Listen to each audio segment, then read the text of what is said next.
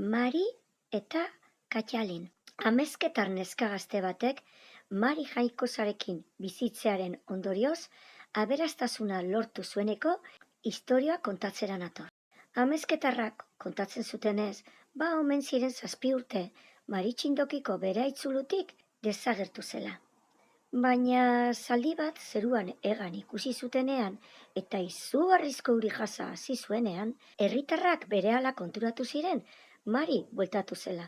Mari zulo kobazulua zuen bizileku eta urrez estalia zuen. Dena urrezkoa omen zen barruen, altzariak ere bai.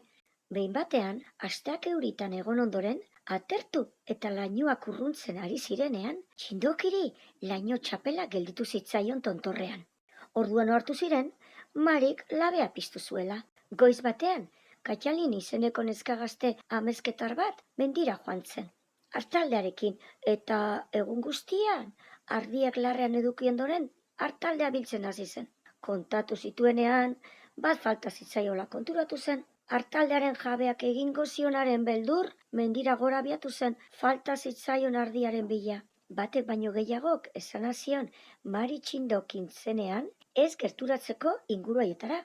Baina ardi galdua topatu beharra zeukan. Aurrerago joan zenean, hara non, ardia aitzulo baten sarreran aurkitu zuen. Bere ondoan, andre eder eta garai bat ikusi zuen. Sekula ikusi ez zuen bezalako dama. Mari zen. Marik nor zen eta zein familitakoa zen galdetu zion neskatxari.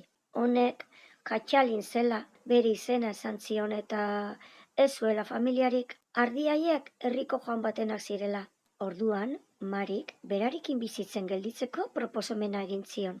Eta 7 urte berari laguntzen egoten bazen, aberatsa egingo zuela agindu zion. Horrela, Katalin Mari zuloko damari laguntzen gelditu zen. 7 urte haietan asko ikasi zuen eskatxak. Aria egiten, ogia egiten, landaren ezaugarri magikoak ezagutzen, aberean hizkera ulertzen, eta beste hainbat zereginetan. Baina dida batean pasatu ziren urteak, eta garaia iritsi zenean, honela esan zion Marik. Katalin, ondo bete duzu zure hitza, zintzo lagundu didazu, eta esanakoa izan zara.